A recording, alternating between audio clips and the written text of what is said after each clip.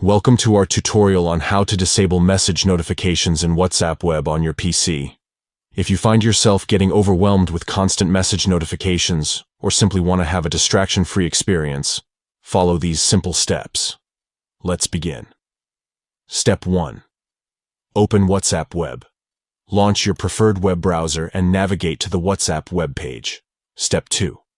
On the top, click More. Look for the More option located at the top of the WhatsApp web interface and click on it.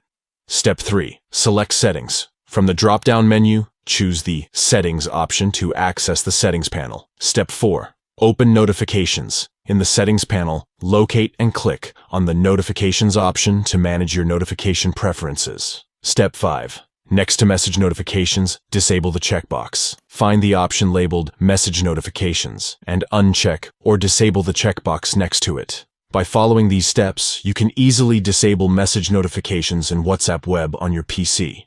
This will allow you to have a more focused and uninterrupted messaging experience. Thank you for watching, and don't forget to subscribe to our channel for more helpful tutorials.